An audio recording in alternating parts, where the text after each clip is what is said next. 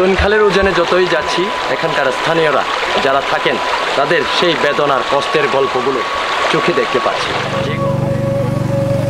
কখনো বোট ঠেলেছি, কখনো পায়ে হেঁটেছি।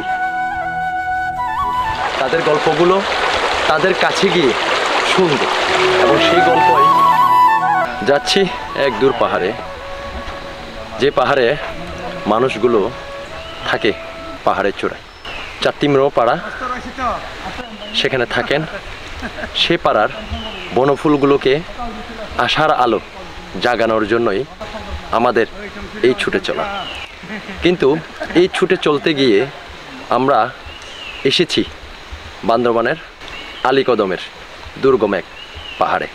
আমাদেরকে ইনভাইটেশন দেওয়া হয়েছিল এক জাতিগড়ার কারিগর, যিনি সেই চারটি পাড়ার সরকারি একটি প্রাথমিক বিদ্যালয়ে শিক্ষকতা করেন।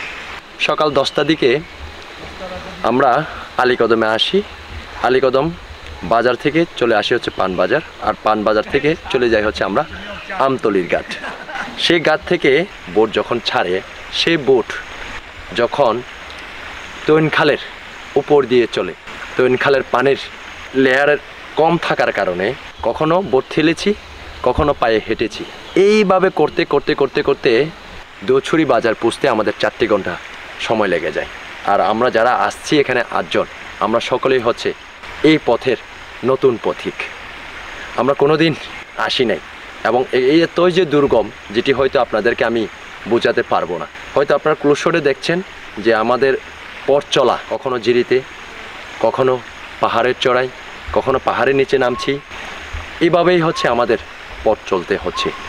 তো এই দোছুরি বাজার থেকে আমরা আবার হাঁটা শুরু করি, কারণ দোছুরি বাজারের পর কোনো বোট আর সেই উজানে আর ছুটবে না। এবার আমাদের নিজের পায়ের ইঞ্জিলটাকেই হচ্ছে ভরসা করে আমরা ছুটছি আমাদের গন্তব্যে, এবং সেই গন্তব্যের আমাদের পথিক বা পথ প্রদর্শক হচ্ছে পাড়ার মানুষজন। তারা এসে আমাদেরকে দোছুরি বাজারে রিসিভ করেছে। সেখান থেকে পাড়াবাসী সহ আমরা যারা আমার সাথে আরও যে 7 জন সফর সঙ্গে এসেছে, সে সকল বন্ধু মিলে আমরা এবার নিজের পায়ের উপর ভরসা করে হাঁটছি। হ্যাঁ, আমাদের পথ চলা কতটুকু যে কঠিন বা কতটুকু যে পাহাড় পর্বত, হ্যাঁ, জিরি ছড়া ডিঙ্গি আমরা যাচ্ছি, সেটি হয়তো আপনারা আমার ক্লোজশটে দেখতে পাচ্ছেন।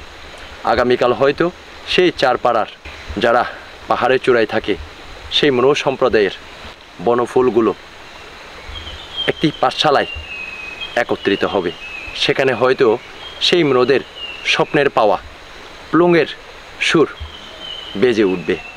সেই প্লুঙের প্রতিধ্বনিতে হয়তো আমাদের বনফুলগুলো অনুপ্রেরণা জাগিয়ে হয়তো আমরা তুলতে পারবো। আমরা এখানে প্রায় 4 জন বিভিন্ন বিশ্ববিদ্যালয় থেকে পাহাড়ি বাঙালি আমরা এসেছি। তো সেখানে পুষতে পুষতে হয়তো আমাদের রাত 8টা বা 9টা বেজে যেতে পারে। সকাল 10টা থেকে কিন্তু যে পথ চলা, আমি এখন যেই জায়গায় দাঁড়িয়ে আছি পাশে হচ্ছে তৈনখাল। এই তৈনখাল বেয়ে আমাকে আরও হাঁটতে হবে আধা ঘন্টা। তৈনখালের উজানে যতই যাচ্ছি আমাদের এখানকার স্থানীয়রা যারা থাকেন তাদের সেই বেদনার কষ্টের গল্পগুলো ততই আমরা আমাদের চোখে দেখতে পাচ্ছি। যে গল্পগুলো হয়তো আপনারা ধাপে ধাপে স্টেপ বাই স্টেপ আমার ক্যামেরায় বন্দি করে আমি আপনাদের ডেলিভারি দিতে পারবো। আশা রাখছি তাদের গল্পগুলো তাদের কাছে গিয়ে শুনবে এবং সেই গল্পই আপনারা দেখবেন।